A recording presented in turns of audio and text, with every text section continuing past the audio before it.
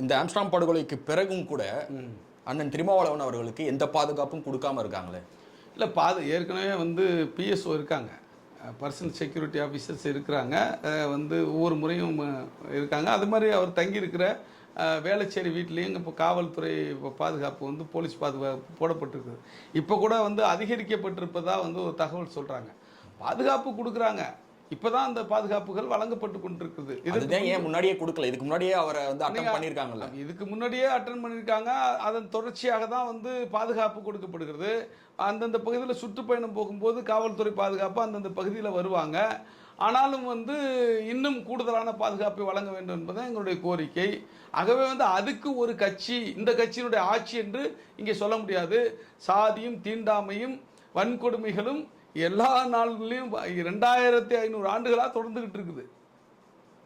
இல்லை, இப்போ திமுக கூட்டணியில் இருக்கக்கூடிய அண்ணன் திருமாவளவன் அவர்கள் மிகப்பெரிய அழுத்தத்தில் இருக்காரா? முன்பை காட்டிலையும் இப்போ மிகப்பெரிய அழுத்தத்தில் இருக்காரா? என்ன அழுத்தம்? தலித் மக்களுக்கான குரலை அவரால் வெளிப்படையாக கொடுக்க முடியல. யார் அதை சொன்னது? நீங்க போய் பாத்தீங்களா? தலித் மக்களே சொல்றாங்க. இப்போ ஆம்ஸ்ட்ராங் படுகொலை நடந்த இப்போ நீலம் பண்பாட்டு மையம்ல நடந்தாங்கல்ல பேரணி, அதுல எல்லாரும் ஒற்றை கோரிக்கை அதுவாக தானே இருக்கு. நாங்க உங்களுக்கு ஒன்று சொல்றேங்க.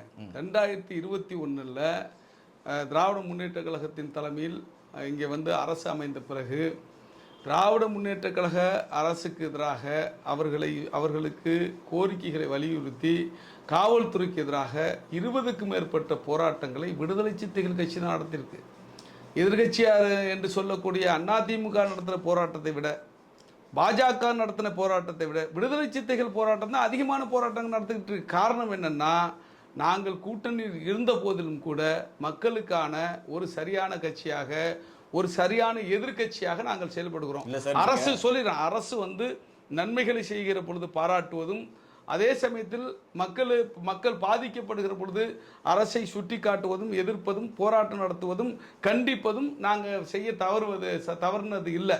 அதனால் வந்து நாங்கள் கூட்டணியில் இருக்கிறோம் என்பதற்காகவே மக்கள் குரலை வந்து நாங்கள் பிரதிபலிக்க நாங்கள் வந்து ஒருபோதும் வந்து தவறியது கிடையாது. இல்லை சார், நீங்கள் போராட்டம் நடத்தியது உண்மை, அது மறக்க முடியாது. தீர்வு வந்துச்சா பிரச்சனைக்கு? நாங்கள் தான் ஆட்சிக்கு வரணுதுக்கு நாங்கள் போராட்டம் தான் நடத்த முடியும், நாங்கள் கோரிக்கை தான் எடுக்க முடியும். அந்த இடத்துல தான் நாங்கள் இருக்கிறோம். தீர்வு வரணும்னா நாங்கள் ஆட்சியாளர்களாக இருக்கிறோம். விசிகாவுடைய முதலமைச்சராக அண்ணன் திருமாவளவன் இருக்காரு அப்படின்னு சொன்னாக்கா நீங்கள் தீர்வு கேட்கலாம். அதற்கே நீங்கள் முயற்சி செய்ய மாட்டீங்கன்னு கேட்குறேன். அதற்கான முயற்சி என்ன செய்யல? ஏங்க இந்த படுகொலையில் கூட திமுக கூட்டணியில் இருக்க வரைக்கும் அது எப்படி சாத்தியமாகும்? இருங்க, ஏன் அதிமுக கூட்டணி சாத்தியமாயிடுமா? இல்ல சார், நான் கேக்குறேன், தற்போது ஆளுங்கட்சியா இருக்கிறத பத்தி பேசுறாங்க. இல்லங்க, நாங்க அழுத்தம் கொடுக்கறோமா இல்லையா? நாங்க அதை ரெப்ரசன்ட் பண்றோமா இல்லையா? கோரிக்கை விடுக்கிறோமா இல்லையா? அது இப்ப நாங்க அழுத்தம் கொடுத்துதான் கேக்குறேன். அததான் சார் நான் அழுத்தம் கொடுக்கறாரு. ஆமா, தீர்வு வர மாட்டேங்குது. இன்னைக்கு வந்து இவ்வளவு தூரம் விசாரணை நடந்துகிட்டு இருக்குல்ல.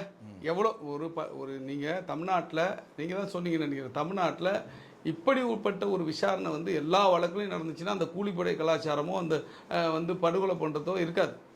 என்ன, இப்படிப்பட்ட குற்றச்செயல்கள் நடக்காது. அப்போ இந்த விசாரணைக்கு நாங்கள் வந்து கோரிக்கை விடுத்ததா எங்களுடைய அழுத்தம் தான் காரணம். எங்கள் தலைவர் வந்து வெறுமனே பேட்டி மட்டும் கொடுத்துருப்பில்லை, முதலமைச்சரை சந்தித்து எழுத்துப்பூர்வமாக இந்த உண்மை குற்றவாளிகள் யாரும் தப்பித்து விடப்படாதபடி நடவடிக்கை எடுக்கணும் என்று எழுத்துப்பூர்வமாக கோரிக்கை விடுத்திருக்காரு.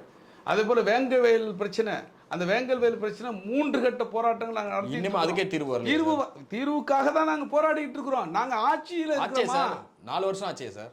அதுதாங்க இன்னும் வந்து இதே திமுகவை சார்ந்த அமைச்சர் KN நேருடைய தம்பியோடைய கொலை நடந்துச்சு, ராமஜெயம் கொலை. அதுக்கு மேலேயே வருஷம் ஆச்சு, கண்டுபிடிக்கல. அதுக்காக வந்து நேரு வந்து நீங்கள் திமுக விட்டு போயிடுங்கன்னு நீங்கள் கேட்க முடியுமா?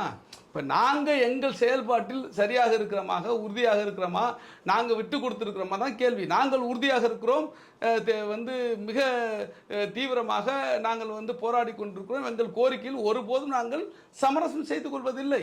மக்களுக்கான கோரிக்கை ஒருபோதும் சமரசம் செய்து கொள்வதில்லை. அண்ணன் திருமாவளவன் அவர்கள் திமுக கூட்டணியில் தொடர வேண்டிய கட்டாயம் என்ன?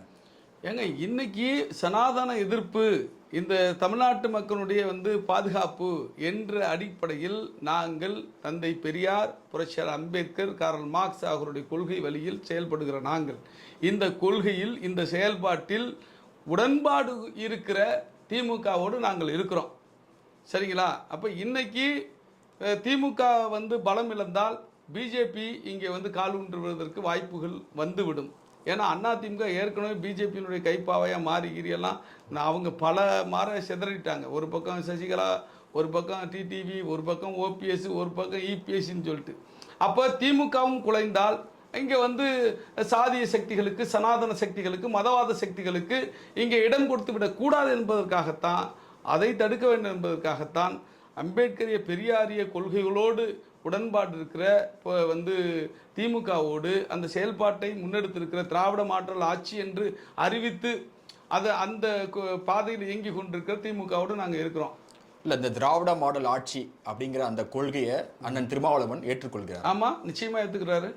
என்ன மாற்றுக்கிறது? எதன் அடிப்படையில்? அதான் இப்போ சொன்னேன், சனாதன சக்திகளுக்கு இங்கே இடம் கிடையாது, இடம் கொடுக்கக்கூடாது, இங்கே சமூக நீதியும் சமத்துவமும் சகோதரத்துவம் இங்கே வந்து பேணி பாதுகாக்கப்பட வேண்டும், மக்கள் மத்தியில் சகோதரத்துவத்தை உருவாக்க வேண்டும் என்கிற கொள்கையை கொண்ட கட்சி திமுகவும் கூட. ஆகவே நாங்கள் வந்து இங்கே அவங்களோட நிற்கிறோம். ஆனால் ஒரு விஷயத்தில் சமரசம் செய்கிற மாதிரி இருக்குது. அது என்னன்னா, அண்ணன் திருமாவளவன் விடுதலை சிறுத்தை கட்சியை ஆரம்பித்ததுக்கான முக்கிய காரணமே தலித் மக்கள், ஒடுக்கப்பட்டவர்கள், விளிம்பு நிலை மக்கள் இல்லையா, அவர்களுக்கான குரலாக இருக்கணும், அவர்களுக்கு பாதுகாப்பாக இருக்கணும் தான். ஆனால் இப்போ அதுவே திமுக ஆட்சியில் கேள்விக்குறியா இருக்கு. அப்படி கிடையாது. எங்கள் குரல் வந்து நீங்கள் சொன்ன தலித் மக்கள், ஒடுக்கப்பட்ட மக்கள், பெண்கள், சிறுபான்மை மக்கள், பாதிக்கப்படக்கூடிய மக்கள், விளிம்பு நிலை மக்கள் அனைவருக்குமான குரலாக வந்து ஈழத்தமிழர்கள், அதே போல் வந்து இஸ்லாமியர்கள், கிறிஸ்தவர்கள் போன்ற அனைத்து மக்களுக்குமான கட்சியாக விடுதலை சிறுத்தைகள் கட்சி இயங்கி கொண்டிருக்கிறது. அவர்களுக்கு எங்கே சிறு பாதிப்பு ஏற்பட்டாலும் உடனடியாக முதல் குரல் கொடுக்கிற ஒரு இயக்கமாக எங்கள் கட்சி இருக்கிறது. விடுதலை சிறுத்தைகள் கட்சி முதல் குரல் கொடுக்கிற ஒரு தலைவராக எங்கள் தலைவர் டாக்டர் எழுச்சி தமிழர் அண்ணன் திருமாவளவன் இருக்கிறார். நீங்கள் வந்து பிற்படுத்தப்பட்ட மக்களுக்கு இன்றைக்கு வந்து பார்த்தீங்கன்னா அந்த மருத்துவ படிப்பில் இடஒதுக்கீடு 7.5% இடஒதுக்கீட்டுக்காக வந்து போராட்டம் நடத்திய, அதனை பாராளுமன்றத்தில் பேசிய கட்சி விடுதலை சிறுத்தைகள் கட்சி. இன்றைக்கி கள்ளக்குறிச்சியில் வந்து கள்ளச்சாராய சாவுக்கு எதிராக ஒரு மிகப்பெரிய போராட்டத்தை நடத்திய கட்சி விடுதலை சிறுத்தைகள் கட்சி.